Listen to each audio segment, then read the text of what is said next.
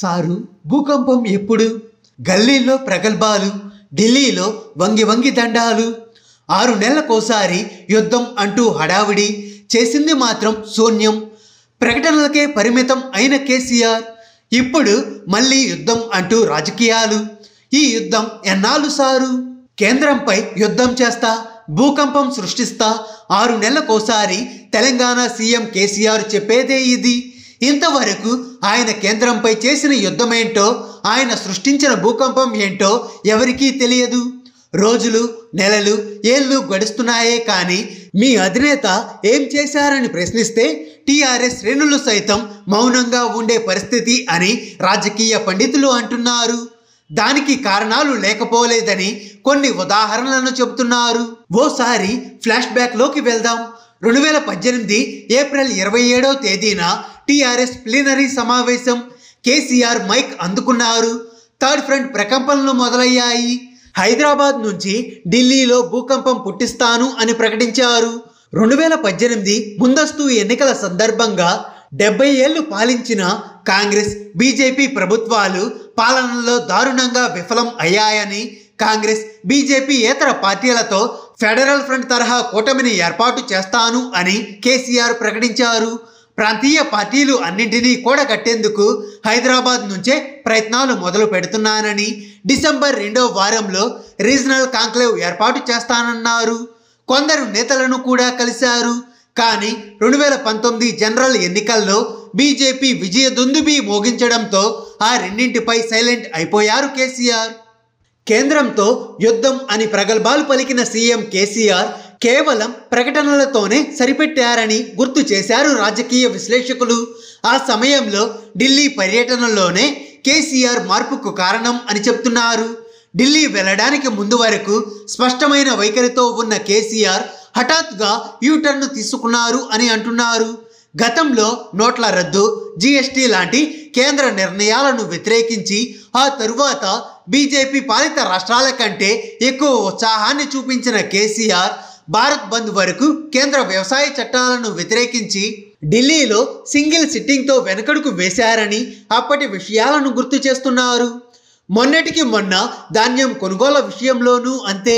2021 November 18వ తేదీన ధాన్యం కొనుగోలుకు సంబంధించి టీఆర్ఎస్ మహాధర్నా చేపట్టింది.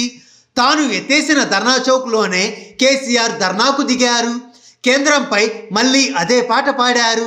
కేంద్రంపై యుద్ధానికి శ్రీకారం చుట్టామని, ఇది ఈ రోజుతో ఆగిపోదని, ఆరంభం మాత్రమేనన్నారు. ఉత్తర భారత్లోని రైతుల పోరాటాలను కలుపుకొని భవిష్యత్తులో ఉధృతం చేస్తాము అని హెచ్చరించారు.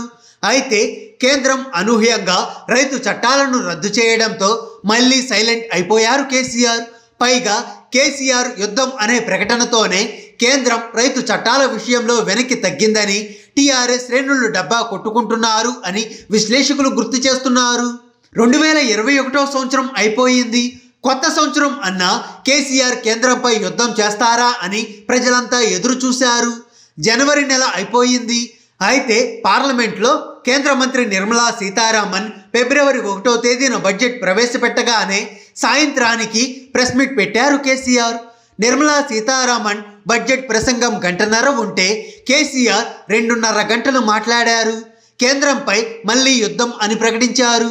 దశ దిశ లేని బడ్జెట్, నిరాశ నిస్పృహల బడ్జెట్, పనికి మాలిన పసలేని బడ్జెట్ అంటూ కేంద్రంపై విమర్శనాస్త్రాలు సంధించారు. మోదీని, నిర్మలా సీతారామన్ని అనరాని మాటలు అన్నారు. అదే సమయంలో భారత రాజ్యాంగాన్ని మార్చాల్సిన అవసరం ఉందన్నారు. రాజ్యాంగంపై కేసీఆర్ చేసిన వ్యాఖ్యలతో దేశవ్యాప్తంగా వ్యతిరేకత ఎదురయ్యింది. ప్రధాని మోదీ పార్లమెంట్లో రాష్ట్ర విభజనకు సంబంధించి కీలక వ్యాఖ్యలు చేశారు. తెలంగాణకు వ్యతిరేకం కాదని చెబుతూనే కాంగ్రెస్పై మండిపడ్డారు. అయితే ఈ విషయంలో కేంద్రాన్ని భగ్నం చేయాలి అని కేసీఆర్ ప్రయత్నిస్తున్నారు అనేది విశ్లేషకుల వాదన. ఆ తరువాత జనగామ, భువనగిరి జిల్లాల్లో టీఆర్ఎస్ బహిరంగ సభలు జరిగాయి. మోదీ పాలనకు సంబంధించి తిట్ల పురాణం అందుకున్నారు కేసీఆర్.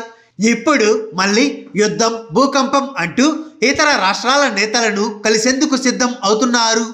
అప్పుడెప్పుడు 2018 సంవత్సరంలో ఫ్రంట్ అంటూ హడావిడి చేసి మధ్యలో గ్యాప్ తీసుకుంటూ కేంద్రంపై కేసీఆర్ చేస్తున్నది యుద్ధం ఎలా అవుతుంది అని విశ్లేషకులు అడుగుతున్నారు. హాయ్ ఫ్రెండ్స్, మా టుడే టుమారో యూట్యూబ్ ఛానల్ చూస్తున్నందుకు చాలా థ్యాంక్స్. మరిన్ని లేటెస్ట్ వీడియోస్ కోసం వెంటనే సబ్స్క్రైబ్ చేయండి. అలాగే ఈ బెల్ ని కూడా రింగ్ చేసేయండి. మా నోటిఫికేషన్స్ అన్ని మీ మొబైల్లో వస్తాయి. అలాగే మా వీడియోస్ మీకు నచ్చితే లైక్ చేయండి, షేర్ చేయండి, నచ్చకపోతే కామెంట్ చేయండి.